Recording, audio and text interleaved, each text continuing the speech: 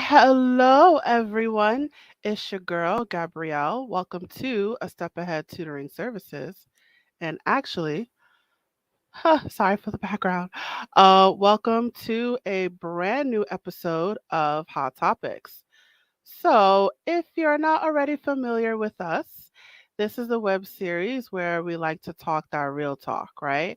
So, we like to take the things that we think about, but we don't really say out loud, or the things that we don't like to ask about, the things that maybe we don't really know about. So we like to take those things that are in the back and we like to bring it to the front. And this is the series where we make that happen. So since we are a tutoring company, we do tend to focus on particular areas. So we tend to focus on things in health, mental health, employment, education. We talk about divorce. We talk about anything that could be explained in an educational lens, or we can explain in a way that we can inform other people. And this episode is going to be no different. So let's get right into it. So the name of this episode is Living with a Disability Part 4. So, of course, there's a Part 1, 2, and 3, which you can check out on our social media, wherever you're watching this right now. However, we do like to repeat topics because there are multiple ways to see one thing. And we like to bring multiple perspectives, multiple episodes, multiple experiences on a single topic. So, don't be confused. This is the fourth time you're seeing this topic. That was done on purpose. So, living with a disability. And the disability of discussion is going to be, where's my banner? Right here. Attention Deficit Hyperactivity Disorder, or which is commonly known as ADHD. And I have a guest with me who's going to help me with this discussion. I have a brave soul who's going to sit on the hot seat. Her name is Rivkah Sherr, or Rivkah Sherr. I think I said her name right. And I am going to tell you about her. So let's get right into it. Who is Rivkah Sherr? Let me tell you who she is. So she is the creator of gluten-free recipes and support. About 5 years ago, one of her friends discovered that she and her son were celiac. She was frustrated and devastated. She didn't know what to eat and where to turn for help. Her heart ached for her, and to help her out, she would send her any recipes that she found. One day she thought, let's put it in a group. That was the start of the Gluten Free Recipes and Support Facebook group. Since then, the group has grown into an amazing, vibrant community. They are now at 47K and growing. That is awesome. Her members come to the group looking for support, recipes, and a safe space where they can share their wins as they adopt a gluten free lifestyle. It is a joy to be of service to the community, and she is looking forward to serving and growing this community while bringing value and sustainability. Her goal is to help support and educate those who have joined this community, excuse me, due to diagnosis, illness, and other challenges that have led them to pursue this lifestyle. The group is 47K plus strong with 200% engagement and more than 100 people joining every day. She is looking to bring value to the group by collaborating with brands, YouTubers, bloggers, health and wellness coaches, chefs, and anyone else who can bring value to this amazing community. And this year, her organization was featured by ConvoSite of the top 25 admin bios of 2021. That is an amazing biography, and all of her the link to her group we will provide at the end of the episode. So without further ado, I'm going to bring her to the stage right now. Hi, Rivkah. How are you doing today? Good, good, good. How are you? I'm good. It was a beautiful introduction. I appreciate that. Well, I try. I try my best. So we're here to discuss your life journey with ADHD, and let's get right into it. So let's start off with um, when did you first receive your diagnosis of the disorder? Basically, I received it only more recently, as an adult. There were a lot of life changes happening in my life. And, I had to, reconfigure my life, and I had to um, go back into the workforce that I was out of for a while. And a friend suggested that I go check out an organization that is affiliated with the Board of Education, and they, as far as I know, have it in each state, and it's called, vocational rehab. And they're like, they'll evaluate you and they'll see what you could do. And, subsequently through that, we figured out that there were, I always knew that there was, when I went to school and different things, there was things that I had challenges with. And subsequently through that testing, we figured out that, one of the things that was, a challenge for me was having, ADHD, inattentive. And, your brain, works differently, and you have like different abilities. And it's, I feel like a lot of it is sometimes an invisible kind of disability. You don't really see it, you know, and therefore, when you're in certain situations, or in certain, they put you, or you're working in different places, there's challenges that people don't understand and see. And therefore, you have to find different ways. And when I look back, I spent a lot of my life compensating for the difficulties that I have. But I think the fact that I got a diagnosis, and the more I looked at it and studied it, brings awareness, and you sort of figure out and you understand better, and um, you know, you understand that it's different, and you find ways sort of to cope with it. Yes. Thank you so much for that.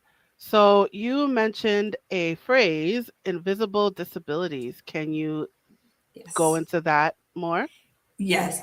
So I feel like, when people call, speak about disabilities, when somebody has something physically with them, you could see it on the outside, and, people will tend to, help them, and, say, what can we do for them, accommodate them, right? I think certain disabilities are not always noticeable on the outside, and you might not know that people have it. And it's made me think also in my life, when I meet people, like sometimes, things will come off certain ways, but sometimes to think and look a little bit deeper and try to understand. And sometimes you realize that there might be other factors that you can't see. And I think that makes you more understanding, and on the other side, it can be sometimes frustrating because people don't see it on the outside, and they're like, why can't you do this? Why is this hard for you? And they don't really see it. So I believe like these kind of things are more, they're not visible to the eye, they're not always visible in society. And sometimes we have to think a little bit more or further, or look at the whole picture differently to understand that that's what it might be, because we don't see it specifically on the outside. So since we don't see it, so tell us, what does it look like? What are the signs? What are the symptoms? Tell us what we don't see. But okay, so it depends who's there. And um, there's basically like your brain is running, is basically like running around, and there's a lot of things going on in there. So I know, there are people that cope in different ways. So it could be, sometimes it could be limiting, and sometimes you could use it in different ways to do certain things, and it makes you like sort of better at that. So, there's hyper focusing. So sometimes you could really concentrate on something for a long while, and that you could use that to your advantage. But sometimes it's like there's a lot going on. You're trying to do it all. It could be overwhelming. Sometimes it'll work that way, and sometimes it'll just be like a mess. So you sort of have to figure it out. I know there's, many ways that people cope with that. A lot of people believe in, and there's nothing wrong with it. A lot of people, that I've spoken to, they believe in medications. I have a personal thing that if I can, I avoid it because I'm very sensitive to a lot of different things. So I try different ways and different techniques and different things to either calm the mind down or figure out, different ways to do things. So therefore, I could do the tasks at hand. On the other hand, also like regular things, or what people would say regular jobs, were a challenge for me. And I basically came to the conclusion that I had to create something else, which I'm still in the process of doing. I had to create an alternative because the regular, what people say, this is what everybody does, didn't work for me for many, many reasons that were related to this and other, challenges that came up. So I had to find other ways. So that's sort of what it looks like. And it's not something that was dealt with, let's say, like you said, usually people deal with this in childhood. This was more done in adulthood in difficult situations, or it was discovered.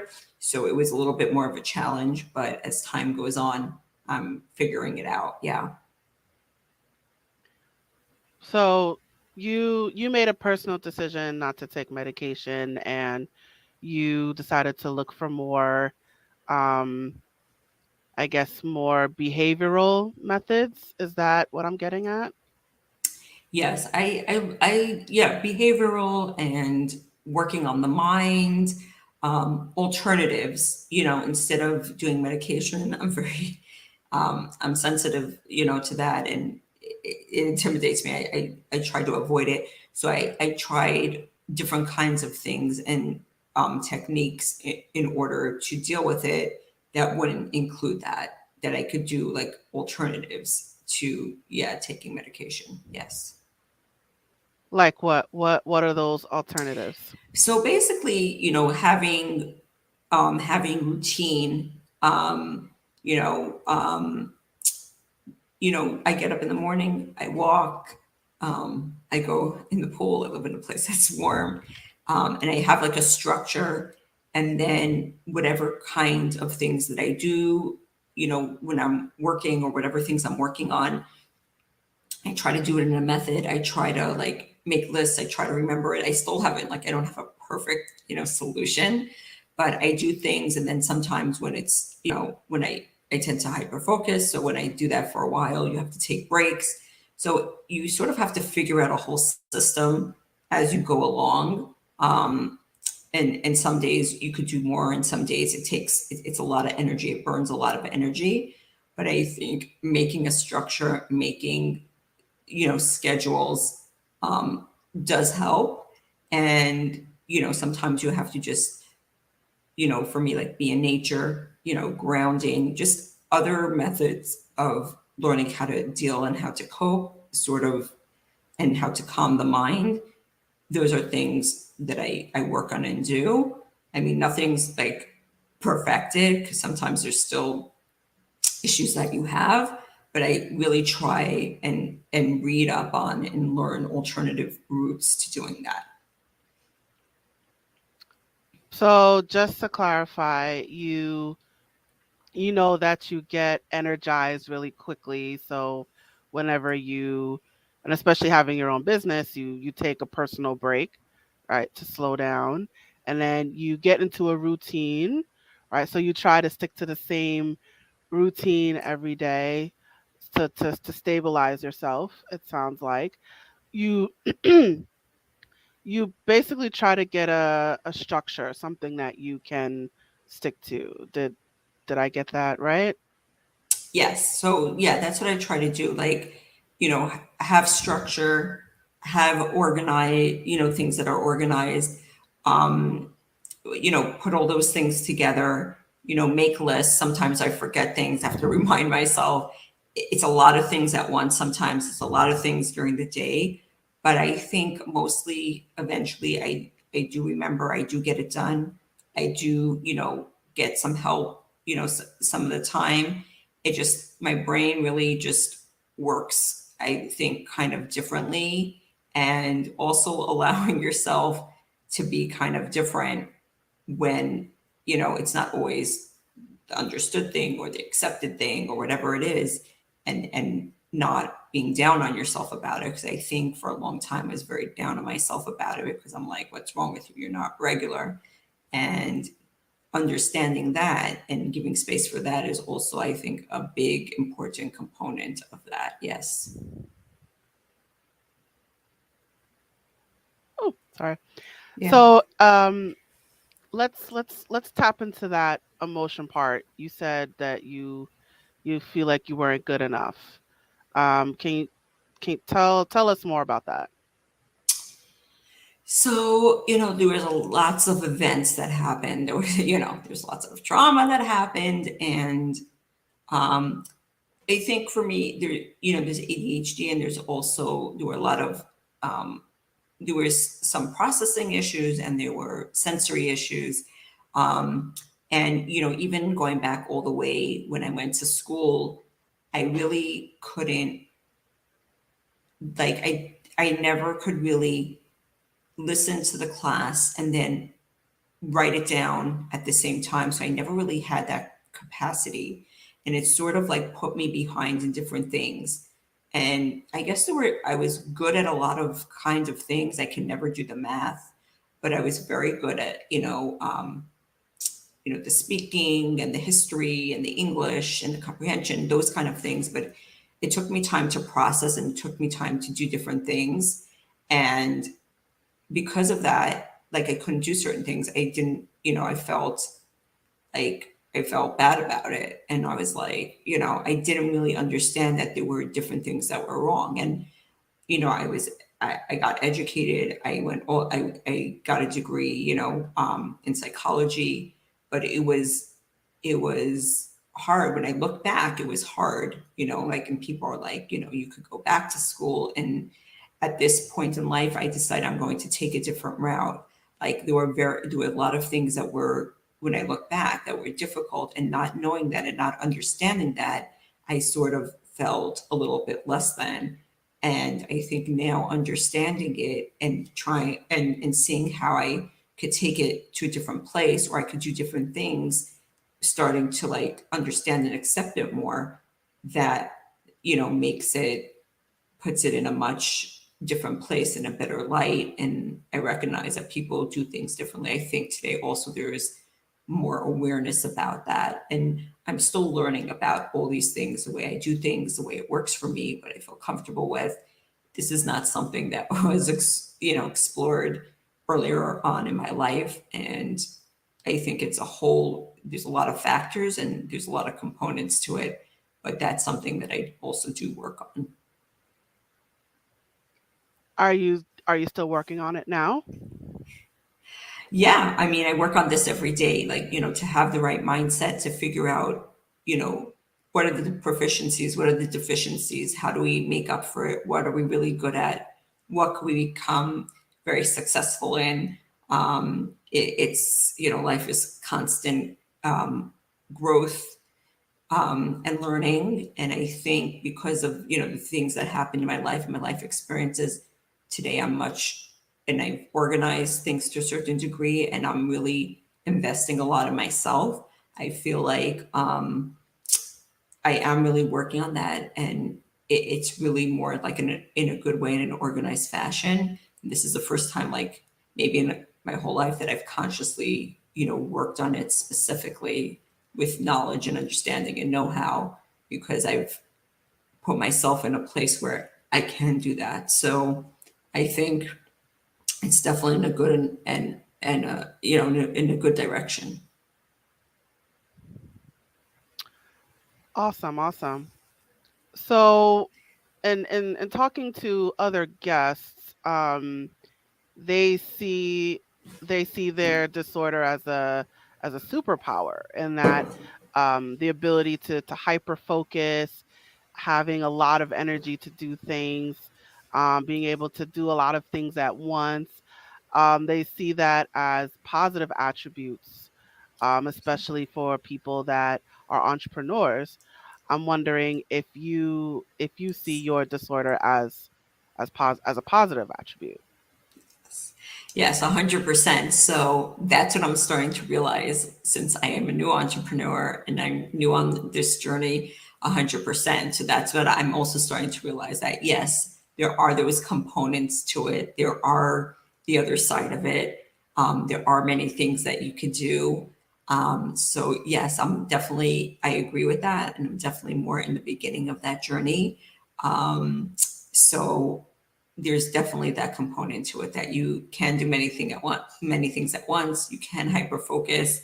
A lot of times also this is very enmeshed with other experiences that you had in your life. So by dealing with different parts and understanding that and seeing what you can do, and starting that journey, there's definitely that component to it, and that outlook. 100%, yes. So tell us more about how it applies to your business. What type of things do you do? How do you use those attributes for your business? Okay. So I think it has to do with a lot of like my personality and who I am. But, when I have to get something done, sometimes I am distracted and all over, but I could focus on it and get it done. I think, my business involves many things, many components. It's also a lot of networking, and that's also something I was very good at. So it's constantly speaking to people, connecting with them, having conversations, putting things together. So there's a lot of those components to it, and I think I've worked on that, and I was always good at that, but I've worked on that more like recently, and each time I worked on that, and each thing that I did brought me to the place that I am today. So, for example, like this group that I have, sort of like I always did things that were in service to the community, bringing people together, organizing, putting it all together. So this is what happened there. And here it's like there's a lot of components to it. And then there's also the way that you're going to get to the next step is speaking to people, collaborating with people, doing that with people. So it definitely works with what I'm working on and what I want to do and what I've done on a certain level for a long time. So it definitely works with that. Um, and I feel that's good. I think the other side is also that once you have that understanding, you have to work with people that are like minded. You have to work with people that understand that. And, there's a whole picture to it. And I think, those kind of attributes leads to what I'm doing and what I'm trying to create. Hmm. Awesome, awesome. So is it so I'm wondering if you because I think you referenced the jobs in the past. So I'm wondering if because that you're an entrepreneur, it's the lifestyle of an entrepreneur is easier for you as opposed to having like a regular 9 to 5 job. Yeah, so truthfully, I don't really feel like I ever had a 9 to 5 per se, but I did have a lot of different jobs, that's for sure. And I did a lot of part-time jobs. So I've had jobs. They felt to me, and especially the ones I did more recently, it was hard for me. It felt very restrictive. There were some that there was a lot of things going on and I just couldn't quite figure it out. I wasn't really qualified. There were some that were better, like the things that were always more creative were better, but the other ones were just they were hard for me and they were tedious, and I just mentally I couldn't really deal with it. I'm not a person that's like, yes, I could speak very well and things like that, but to be in a cubicle and to speak to 100 people a day and then angry people, like this just wasn't for me. Like for me today, I probably speak to many people a day, but it's a whole different, way of doing it. And I was always a people person. So it was like the more connection, the more interaction, the technical parts of doing that, and like you have to do it at a certain time, at a certain place, the right way. It was a lot of pressure. And I really just, it also had to do with what I was, maybe to a certain degree, what I was going through in my life, but still that whole, like, it was too structured. It was like too specific. And it was like also like, you have to figure it out and you have to understand, you have to do it. I have to do things sort of like at my own pace. I have to figure it out on my own level. And for me, that was very challenging. So once I tried that for a while, I realized that I have to really create something else, because those regular things that most people seem okay with just were very difficult and did not work for me. So I had to create something else. So there was also feelings of anxiety and feelings of being worried and constantly having to um be, I don't want to say be perfect, but to not mess up. Yes. So, this one job that I had in particular, they're like, yeah, you'll learn it on the job, you'll figure it out. And all the feedback that I got was like they were frustrated because it's like, you make this mistake and you did this thing wrong and you did that thing wrong. And I'm like, this is not going to work. This is not for me. It's like, and then I would have to apply for jobs because, I was on unemployment, and they're like, fast paced, this way, that way. And I just talk about things. I got anxiety just from like looking at it. I'm like, this is not really going to work, until I came to the conclusion that I don't know if there was really anything out there. I mean, I had ideas and stuff like that, that was really something I'm like, oh, I'm running and I could quite do it. But it was just like, yeah, that whole kind of situation was just provoked a lot of anxiety. And I'm like, can't do it. Like now what I do is like, it's still, it's still work and you're working on it, but it's like, it's a whole different feeling. It's a whole different environment. You're doing it on your own time. I mean, of course you have schedules and stuff like that, but you're doing it like in the ways that you can, as opposed to you're like a cog in the machine. And if you're not doing it the right way at the right time, it's falling apart and people are on you and people are like, it's wrong. So I was just like, I had to get out of that. That was not going to work for me. You had to get out of a situation that was making you uncomfortable. Yeah, I mean, it was just like it wasn't the right. I didn't feel at the end that it wasn't fair for them, um, and it wasn't really fair for me. So like, in everything, there's certain parts that you could do and that you like and you could figure out, but the other ones were just I couldn't do it. I'm like, I need out. This is like jail and I'm running away. So that was like what it felt like. Absolutely, absolutely. So, I want to bring it back a bit when you talked about your diagnosis. So, you were diagnosed late in your life. So, I wanted to ask you what took so long? It took, it's a good question. Because I never really thought about it. And then I came basically, I feel like you always say, like, I feel like there's things that could have been done in childhood, but I was part of a very big family. Um, my parents were overwhelmed. Um, I grew up religious. We went to religious school. I don't know how much awareness there was. I don't know if people really, understood or knew what was going on. And I just, went through my life and I'm like, okay, I knew there were certain things that were challenging. And then basically I came, to a situation in my life where I sort of had to go out there, go back into the workforce and figure it out. And I was like, how am I going to do this? And then when the friend, suggested, why don't you go and see what you're good at, see what you could do. And then I went and they gave a whole evaluation. They're like, oh, there's this. And like once they told me that, I was like, oh, this is interesting. So it's like things were always there, and you figure out over time how to figure them out. But like when you find out, oh, this is what it could be, then it's a whole different perspective. So it's just basically like just life experience and doing different things. I never really thought about it, you know. I went through school, I even went to college, I did different things, and I'm like, okay. But then I was like in a very specific spot, and I'm like, I gotta figure things out.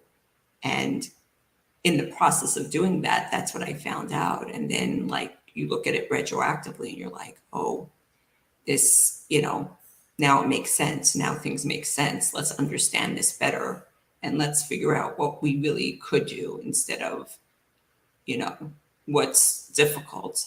So that was sort of a little bit of, that story. Yeah. So when you received your diagnosis, you were in a vocational rehab, right? Yeah, so vocational rehab was basically, was done through them. Vocational rehab is, like I said, is a state through the Department of Education. And if you, per se have, a disability of some kind, they'll give you services. So, because of the situation that I was in, it was suggested by a friend to go check that out and see, you know, what are, how they could help and what were things that I would be good at that I could do. And subsequently through that testing, certain things that I had inklings towards came to light. But this was more, um, I mean, when I think about it now, I'm like, it should be obvious, but I didn't really think about it. And they were like, oh, it was like, it was sort of like a, this is official and this is what it is. And then like a lot of things made sense. So, you know, in this, I think their idea is, they get you tested, they figure out what you're good at, what you're not good at, and, or, yeah, what your proficiencies and deficiencies are. And then they're supposed to get you either training or some kind of job. I mean, some of this happened like before during the pandemic. So, there was supposed to be a hands-on part. There was supposed to be different things that just didn't happen. But I think just the awareness of what it is helpful.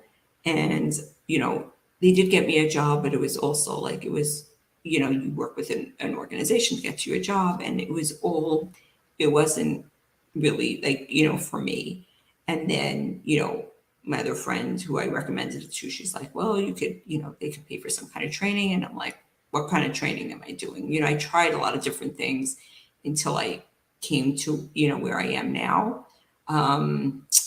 So it's still, it's still on a journey of figuring out what could you do and what's really like, sustainable. So it's not certain, it's still like uncertain, but I think just having the knowledge helps you get to that place of, okay, this is what we can figure out, this is what we could do, this is how we're going to do it. So there's still a lot of unknown components, but it's a learning process. It takes time to figure out. So so it sounds like you were looking for work, right? Certain things are happening in your life and your friend recommended the vocational rehab. Mhm. And of course, I just want to kind of set it up for the viewers. Right. So you went there at the center.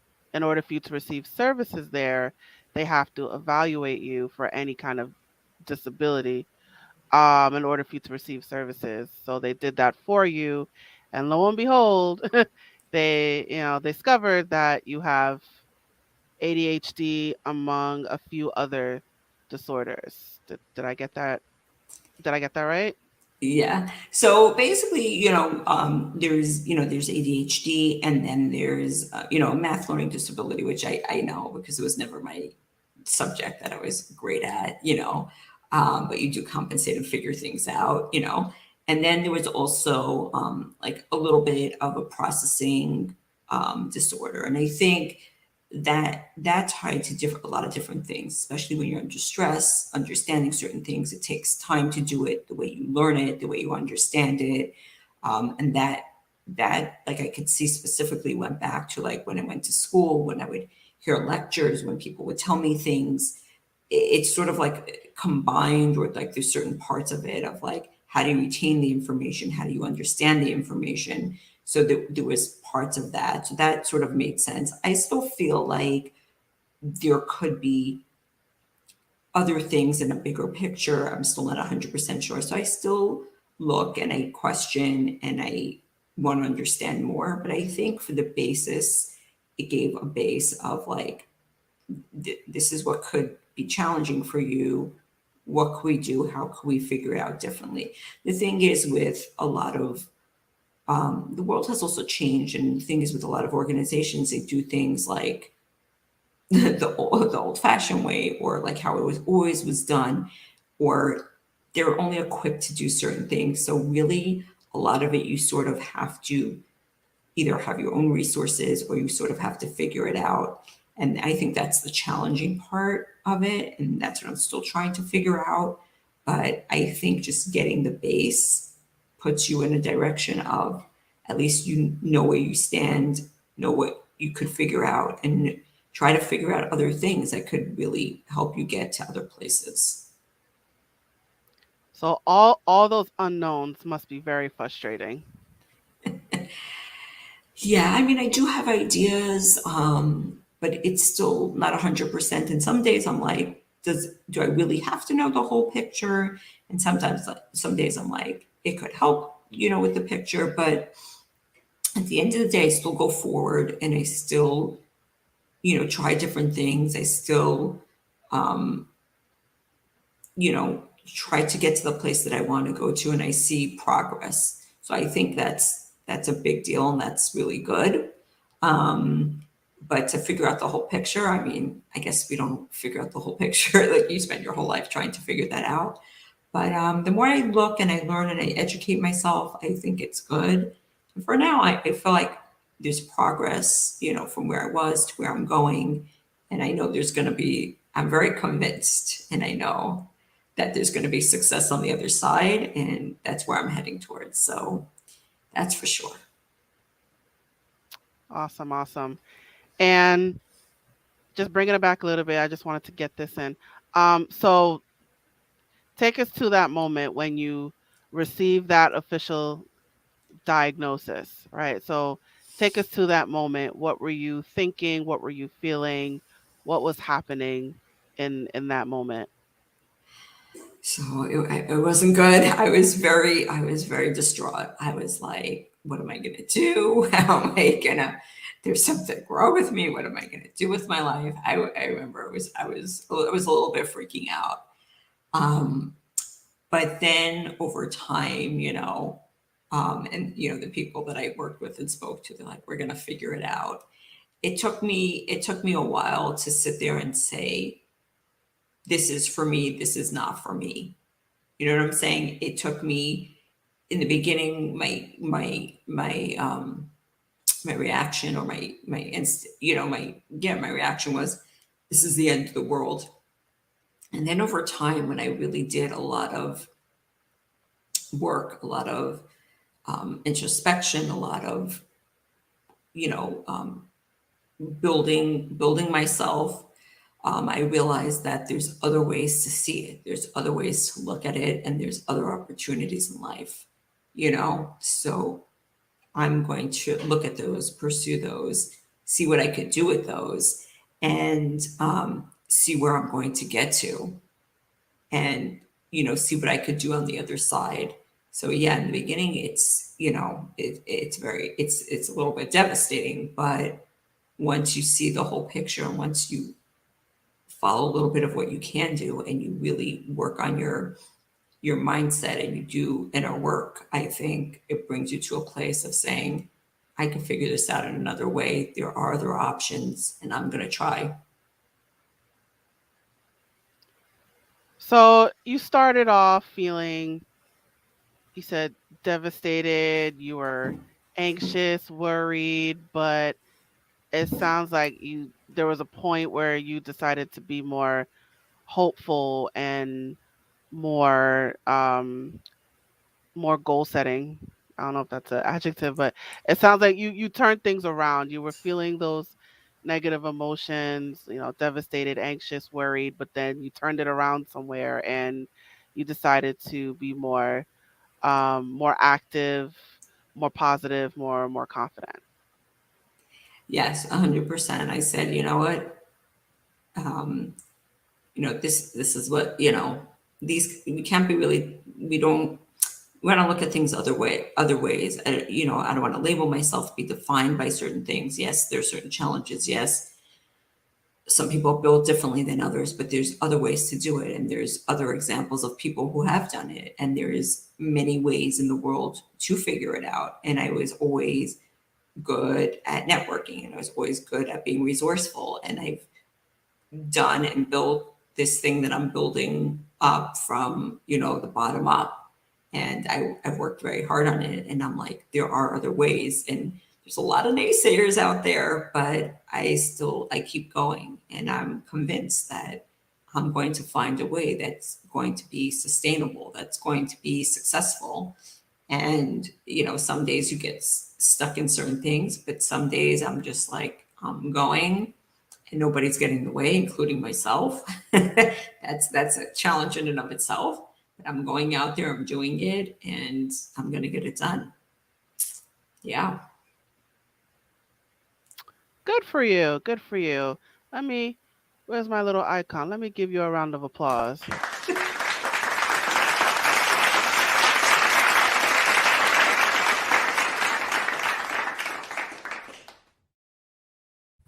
Yes, yes. All right. So we are coming to the end of the episode. We're starting to wind down. So, do you have any words of wisdom that you'd like to share with the audience? Any wisdom that you would like to impart? So I guess I could say that when you have a diagnosis or even a challenge, it is hard sometimes. It does feel like it's devastating sometimes, but there's always other ways to look at it. There's always alternatives. There's always ways and routes and other things that we could do. There's a whole world out there. The world has changed. There's good things. There's not as good things, but there's always other ways that you could go and you could do and you could figure out and um, you know go follow the dreams. Go, you know believe in yourself and see what you could do and go out there and keep on doing it until it works. 'Cause that's what I'm doing and I believe in it. Awesome, awesome. Well, thank you so much for that. Let me get up your banner. So, you guys, Rivkah Sherr is on social media. She is on Facebook, Instagram, and LinkedIn. Well, yeah, well, her businesses. Um, so if you want to learn more about her, if you want to learn more about her business, definitely check her out on social media. Rivkah, can you tell us about your business? Yes. So I have a gluten free, it's called Gluten Free Recipes and Support. I started it for a friend a few years ago. We are almost at 50,000 members. We are actually right now at 49.6 thousand members. And I created cookbooks and different things. We are now partnering with a media company and we are creating a magazine and a podcast. And there are other collaborations that I'm working on. I do always put it out there if anybody, could use this, or if anybody does have anything that could benefit the community or any other ideas about life and good stuff, they could always reach out to me. And I'm looking forward to, bringing support and bringing good things and working on other projects that also I've been involved with before and getting those also done, one thing at a time. That's the ADHD in me, it's Of running course. around. But but this is the one that I'm working on right now, and there's new and great things coming, and I'm definitely looking forward to it. And yes, people, do really benefit and do really appreciate it, and it's going pretty well. Awesome, awesome. Yes. And you have a book. Yes, so I did create a gluten-free cookbook. We have also an ebook, and this is a cookbook that's on Amazon.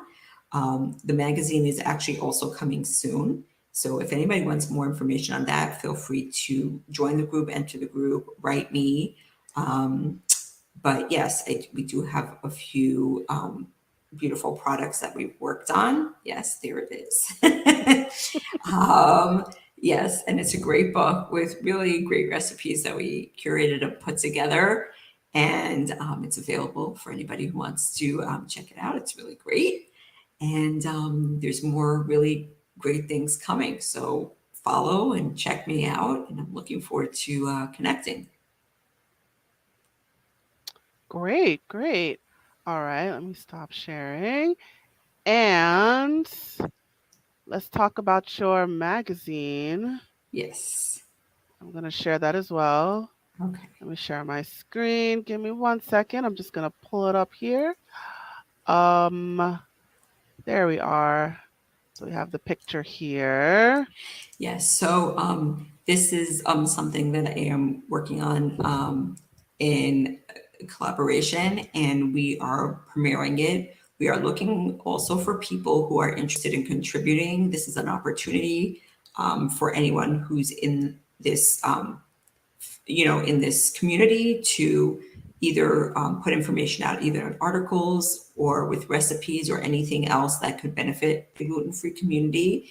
And it's going to be really great. And then we are also building into it a podcast. So we will be looking to do great things with that, and guests, chefs, coaches, anybody, companies that are interested in promoting their products. We will have also opportunities for that, to reach a wide audience. So anything, anybody who has any connection to that or wants to go and do that, they can come and, reach out to me and, get involved in this really great project.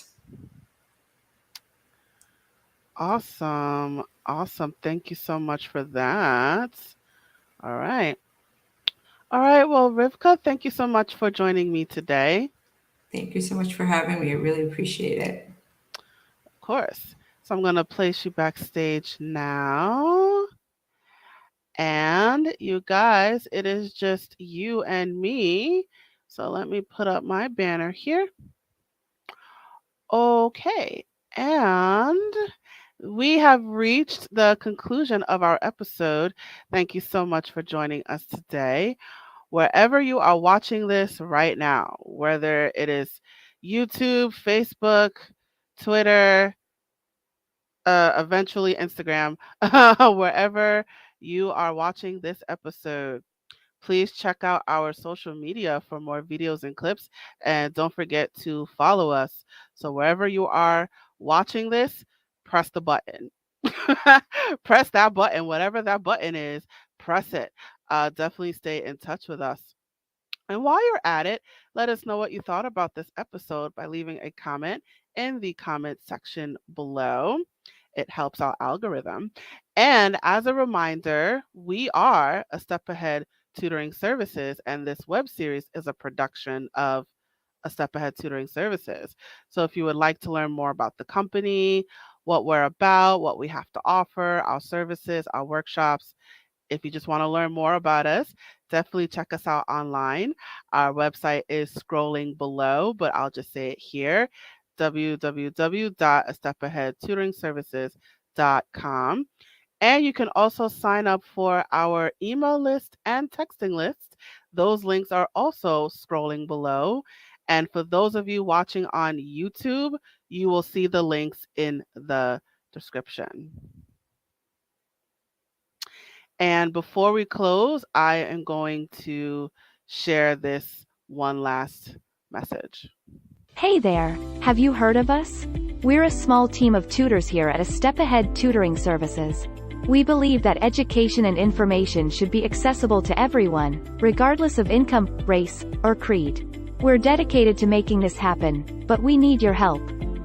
Please consider making a donation to our company. No amount is too small. Your donation will allow us tutors to remain employed, offer free and low-cost services, put on productions like this web series, and reach out to families nationwide. With your help, we can tackle the academic challenges of our students and the emotional, mental, and behavioral changes that result from these challenges. As a bonus, we can improve our communities in the process. Support us today.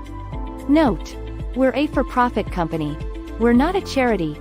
Your donation may not be tax deductible. Please consult a tax professional.